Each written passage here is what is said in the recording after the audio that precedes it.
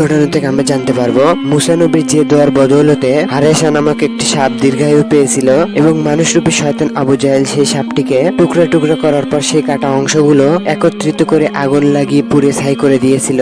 আর সেই ছাইগুলো নিয়ে রাসূল সাল্লাল্লাহু আলাইহি সাল্লামের নিকট যখন উপস্থিত হয়েছিল তখন প্রিয় নবী রাসূল সাল্লাল্লাহু আলাইহি সাল্লাম আল্লাহ তাআলার কাছে দোয়া করা মাত্রই আবু জাহেল যে ছাইগুলো নিয়ে এসেছিল সেই ছাই থেকে পুনরায় একটি জীবন্ত সাপ তৈরি হয়েছিল তাদের সামনেই। এবং প্রিয় নবী রাসূল সাল্লাল্লাহু আলাইহি সাল্লাম যখন মহান আল্লাহ তাআলার দরবারে আবার দোয়া করলেন তখন সর্বশক্তিমান মহান আল্লাহ তাআলার দরবারে দোয়া কবুল হওয়া মাত্রই সেই সাপটি পুনরায় মানুষে রূপান্তরিত হয়েছিল। আর এই সম্পর্কে অলৌকিক ঘটনা জানতে হলে এই ভিডিওটি শেষ পর্যন্ত অবশ্যই দেখতে হবে। আর ভিডিওটি প্রচারে একটি লাইক করে দিন ইনশাআল্লাহ।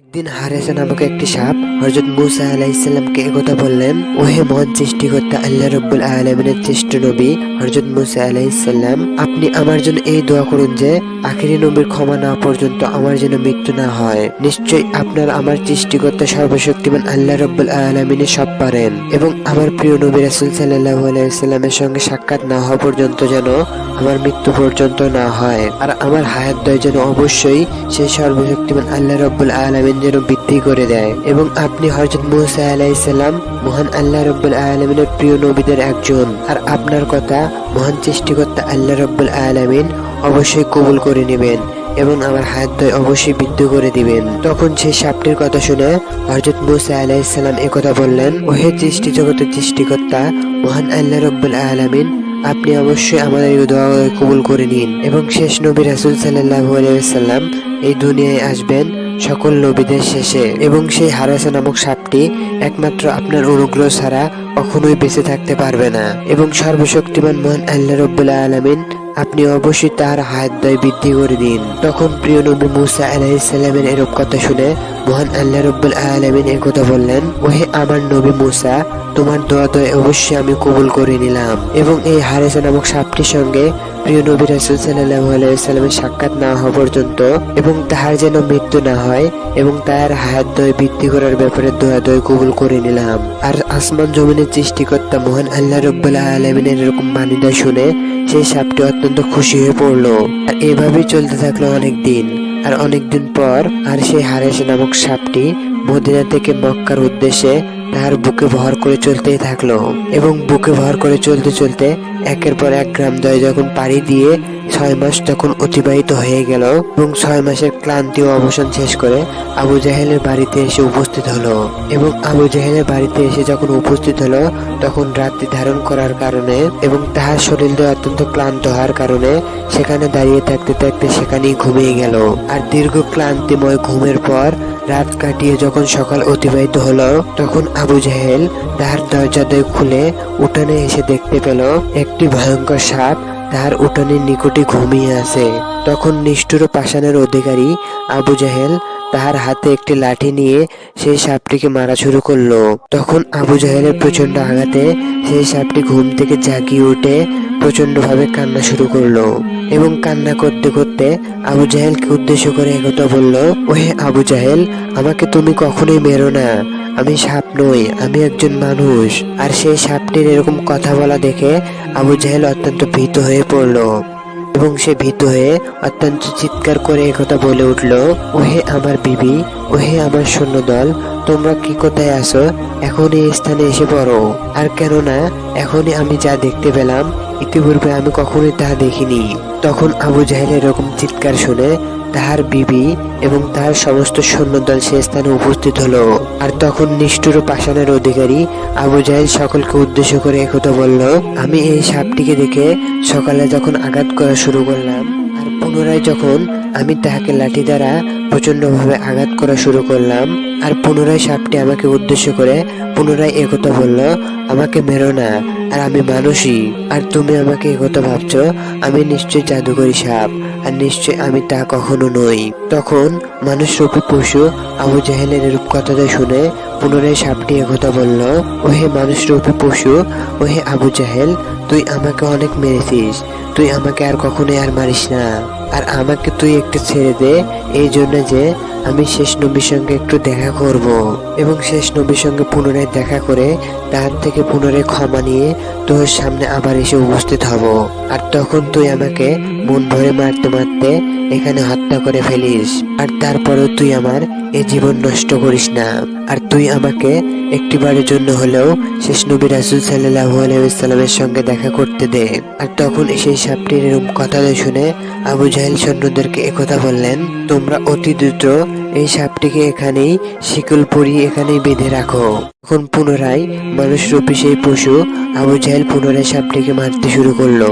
তখন সাপটি কান্না করতে করতে একথা বলল, হে মানুষরূপী পশু, তুই আমাকে আর মানিস না এবং আমাকে শেষবারের মতো প্রিয় নবী রাসূল সাল্লাল্লাহু আলাইহি ওয়াসাল্লামের সঙ্গে দেখা করতে দে, এবং আমি তোকে এই কথা দিচ্ছি, প্রিয় নবী রাসূল সাল্লাল্লাহু আলাইহি ওয়াসাল্লামের সঙ্গে দেখা করার পর তাহার থেকে মাপ নিয়ে পুনরায় তোর নিকট এসে উপস্থিত হয়ে তোর সমস্ত কথা দয় আমি পুনরায় শুনতে রাজি হব, আর তুই আমাকে তখন মন চায় আমাকে হত্যা করে ফেলিস। তখন সেই সাপটির অত্যন্ত ঈমান দীপ্ত কথা শুনে আবু জাহেল অত্যন্ত রাগান্বিত হয়ে পড়লেন, এবং আবু জাহেল অত্যন্ত রাগান্বিত হয়ে সেই সাপটিকে উদ্দেশ্য করে একথা বললেন, এই পাগল মুহাম্মাদের নাম নেওয়া এই পাগল সাপটিকে আর কখনোই ছাড়া যাবে না, এবং তাহাকে মারতে মারতে এখনই মেরে ফেলতে হবে। এই কথাগুলো বলা মাত্র আবু জাহেল পুনরায় সাপটিকে মারা শুরু করলো। আর তখন যখন সেই আবু জাহেল পুনরায় সেই সাপটিকে মারা শুরু করলো, আর তখন সেই সাপটি অত্যন্ত কান্না করে একথা বলতে লাগলো। তখন আবার পুনরায় সেই সাপটি কান্না স্বরে একথা উচ্চ স্বরে বলতে লাগলো, আর প্রিয় নবী রাসূল সাল্লাল্লাহু আলাইহি ওয়াসাল্লামের সঙ্গে দেখা করতে না পারলে আমার জীবন ধন্য হবে না, এবং তাহার থেকে মাপ না নেওয়া পর্যন্ত আমার জীবনও ধন্য হবে না, এবং তোকে আমি অনুরোধ করে একথা বলছি যে তুই আমাকে এখনই ছেড়ে দে, এবং আমি অবশ্যই একথা দিচ্ছি যে আমি তার সঙ্গে দেখা করে তোর কাছে পুনরায় ফিরে আসব, এবং সর্বশক্তিমান আল্লাহ রাব্বুল আলামিনের সেই জান্নাতে যেতে হলে অবশ্যই আমাকে শেষ নবী রাসূল সাল্লাল্লাহু আলাইহি ওয়াসাল্লামের সঙ্গে থেকে এবং তার থেকে পরিপূর্ণভাবে মাপ নিয়ে অবশ্যই সেই জান্নাতে প্রবেশ করতে হবে। তুই আমাকে অবশ্যই এখনই ছেড়ে দে, এবং তোকে আমি এই কথা দিচ্ছি, তার সঙ্গে দেখা করে তার সঙ্গে থেকে মাপ নিয়ে আমি অবশ্যই তোর কাছে ফিরে আসব, আর তখন তুই আমাকে পরিপূর্ণভাবে মেরে ফেললেও আমার জীবনে অপূর্ণতা থাকবে না, এবং আমার জীবন পরিপূর্ণভাবে ধন্য হবে, এই কারণে যে আমার প্রিয় নবী রাসূল সাল্লাল্লাহু আলাইহি ওয়াসাল্লাম আমাকে অবশ্যই ক্ষমা করেছেন। সেই প্রিয় নবী রাসূল সাল্লাল্লাহু আলাইহি ওয়াসাল্লাম যদি আমাকে ক্ষমা না করেন তাহলে আমার জাহান্নাম ছাড়া উপায় নেই, কারণ আমি একজন মানুষ ছিলাম এবং তার থেকে মাপ নিয়ে আমি জান্নাতে প্রবেশ করতে চাই। অতএব তুই আমাকে আর মারধর না করে এখনই ছেড়ে দে। তখন সেই সাপটির কান্না শুনে আবু জাহেল পুনরায় একথা বলল, আমি একথা বুঝতে পারিস যে আমার একমাত্র ক্ষতির জন্য সেই দুষ্ট মুহাম্মদ তোকে আমার নিকট পাঠিয়েছে। আর এই কথাগুলো বলে রাগান্বিত হয়ে আবু জাহেল পুনরায় সাপটিকে পুনরায় মারতে শুরু করলো। এভাবে সারাদিন চলার পর রাত্রির পর যখন পুনরায় সকাল ধারণ করলো, আর পুনরায় সেই সাপটিকে আবু জাহেল তার লাঠি দ্বারা পিটাতে শুরু করলো, তখন সেই সাপটি প্রচন্ড কান্না স্বরে আবার এই কথা বলতে লাগলো, ওহে দুষ্ট প্রকৃতির আবু জাহেল, তুই আমাকে আর মারিস না, এবং আমার এই আঘাতদয় সহ আর হয় না, এবং আমার প্রিয় নবী রাসূল সাল্লাল্লাহু আলাইহি ওয়াসাল্লামের সঙ্গে বেয়াদবির শাস্তি আমি এখনই পাচ্ছি, এবং আমি তোকে এই কথা দিচ্ছি যে সেই নবী রাসূল সাল্লাল্লাহু আলাইহি ওয়াসাল্লামের সঙ্গে দেখা করেই আমি পুনরায় তোর নিকট উপস্থিত হব, এবং প্রিয় নবী রাসূল সাল্লাল্লাহু আলাইহি ওয়াসাল্লামের সঙ্গে দেখা করে আমার জীবন ধন্য হবে। আর প্রিয় নবী রাসূল সাল্লাল্লাহু আলাইহি ওয়াসাল্লাম যদি আমাকে মাফ না করে দেয় পুনরায় আমি তোর নিকট ফিরে আসব। তোকে আমি অবশ্যই এই কথা দিলাম, আর অবশ্যই তুই আমাকে সেই রাসূল সাল্লাল্লাহু আলাইহি ওয়াসাল্লামের নিকট যেতে দে। আর তখন সেই সাপটির অত্যন্ত কথা শুনে আবু জাহেল অত্যন্ত রাগান্বিত হয়ে তার স্ত্রীকে একথা বলল, ওহে আমার স্ত্রী, তুমি অবশ্যই ঘরের মধ্যে থেকে সেই লোহার চাবুকটি এখনই আনো। তখন তাহার কথা মতো তাহার স্ত্রী ঘরের মধ্যে থেকে সেই লোহার চাবুক দিয়ে আনলে, তখন নির্দয় নির্বাসাসী আবু জাহেল অত্যন্ত সেই সাপটিকে প্রহার করতে শুরু করলো, আর সেই লোহার চাবুক দ্বারা প্রচন্ড আঘাত করার কারণে সেই সাপটির লেজ কেটে পড়ে গেল। তখন মানুষরূপী পশু আবু জাহেল তার স্ত্রীকে একথা বলল, হে স্ত্রী, তুমি অবশ্যই ঘরের মধ্যে থেকে এখনই কিছুটুকু লবণ আনয়ন করো। তখন তাহার স্ত্রী ঘরের মধ্যে থেকে যখন লবণ দেয় তাহার নিকট আনয়ন করলো, আর তখন নরপশু আবু জাহেল লবণ দেয় হাতে নিয়ে, আর সাপটি সে লেজ কাটা অংশে লাগিয়ে দেওয়া মাত্র সাপটি অত্যন্ত চিৎকার করতে লাগলো, হে আবু জাহেল। আর তখন সেই সাপটি অত্যন্ত চিৎকার করে একথা বলে উঠলো, ওহে আবু জাহেল, আর কাটা অংশে লবণ লাগানো আমার আর কখনো সহ্য হয় না। আর আমার মন চাইছে এই জীবন এত কষ্টকর আছে, এখনই এই জীবন শেষ করে দেব। কিন্তু না, আমি তা না করে প্রিয় নবী রাসূল সাল্লাল্লাহু আলাইহি সাল্লামের নিকট এই রক্তমাখা শরীর নিয়েই যাব এবং তাহার নিকট থেকে পরিপূর্ণভাবে ক্ষমা নিয়ে এবং তোর নিকট আবার উপস্থিত হব। তখন আবু জাহেল প্রচন্ড রাগান্বিত হয়ে আর তার হাতে থাকা সেই লোহার চাবুক দ্বারা সেই সাপটিকে টুকরা টুকরা করতে লাগলো এবং টুকরা টুকরা করতে করতে সাপটির মাথা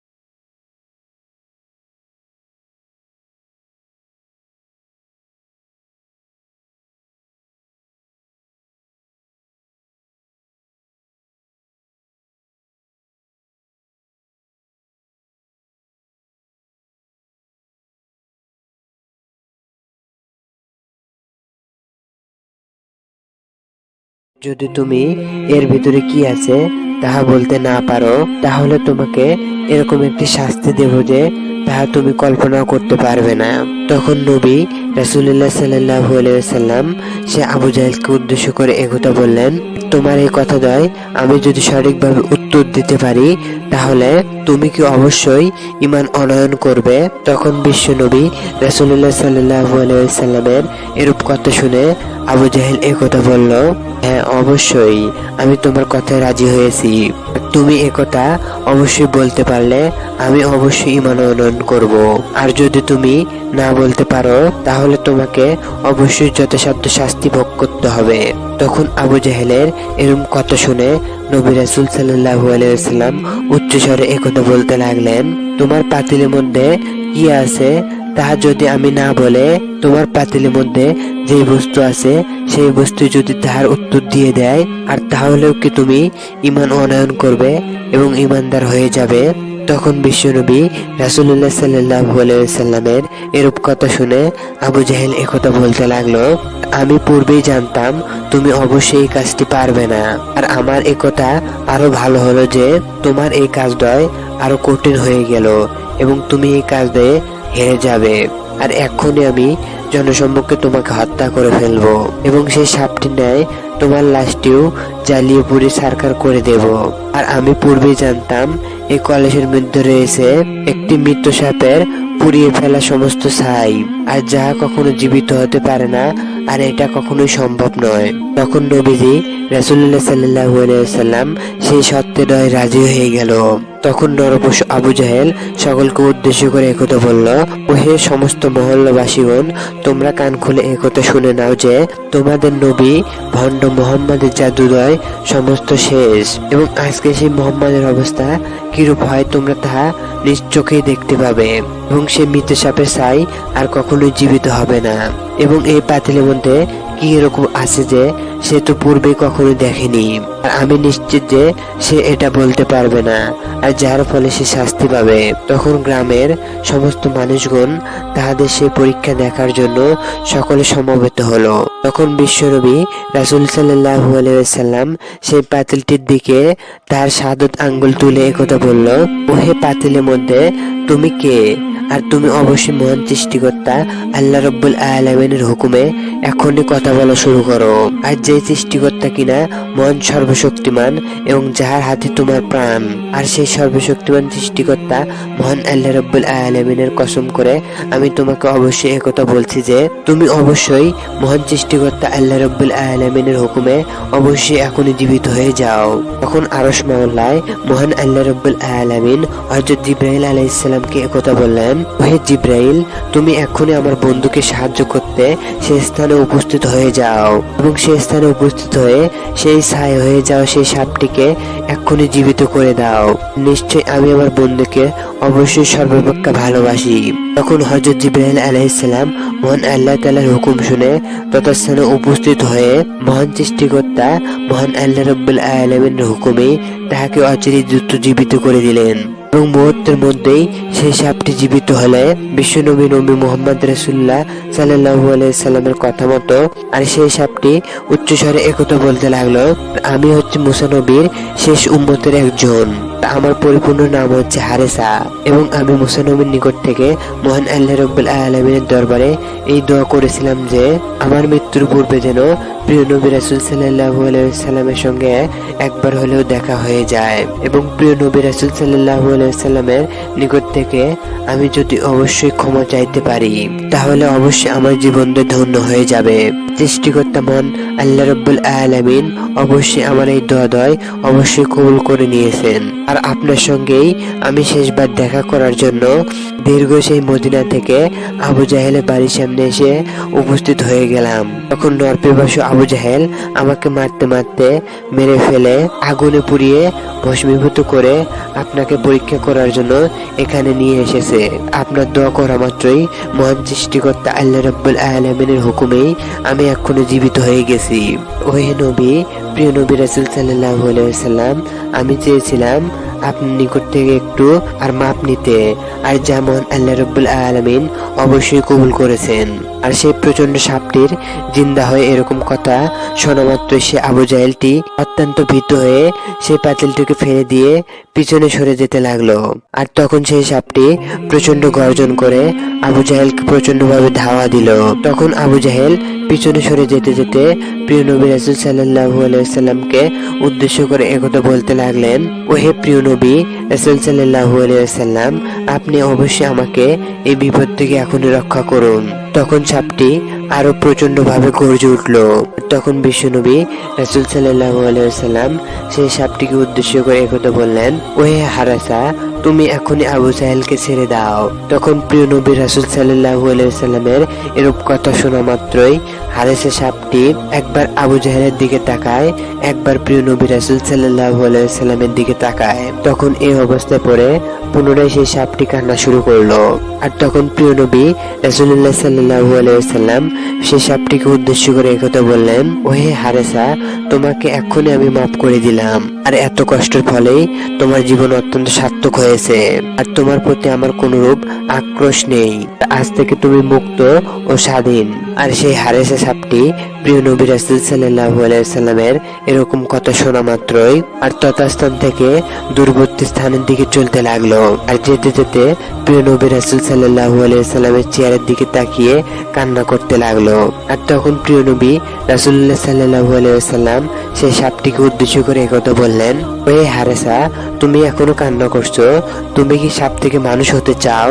তখন হারেসা সাপটি উচ্চস্বরে একথা বলতে লাগলো, হে নবী মুহাম্মদ রাসূলুল্লাহ সাল্লাল্লাহু আলাইহি ওয়াসাল্লাম, আপনি আমাকে ক্ষমা করেছেন আর আমার জীবন ধন্য হয়ে গেছে। আর এখন যদি আপনি আমাকে পুনরায় মানুষে রূপান্তরিত করে দেন, তাহলে আমার জীবন পুনরায় ধন্য হয়ে যাবে, এবং এর চেয়ে খুশি সংবাদ আর কি হতে পারে। আর তখন নবী মুহাম্মদ রাসূলুল্লাহ সাল্লাল্লাহু আলাইহি ওয়াসাল্লাম মহান সৃষ্টিকর্তা আল্লাহ রাব্বুল আলামিন দরবারে একথা বলতে লাগলেন, ও হে সৃষ্টিকর্তা মহান আল্লাহ রাব্বুল আলামিন, তুমি অবশ্যই তাকে ক্ষমা করে দাও। আর তখন প্রিয় নবী মুহাম্মদ রাসূলুল্লাহ সাল্লাল্লাহু আলাইহি ওয়াসাল্লামের রূপ দোয়া করা মাত্রই সেই সাপটি পুনরায় মানুষে রূপান্তরিত হয়ে গেল। সেই হারেসা ব্যক্তিটি রাসূল সাল্লাল্লাহু আলাইহি ওয়াসাল্লামের খেদমতে হাজির হয়ে গেল।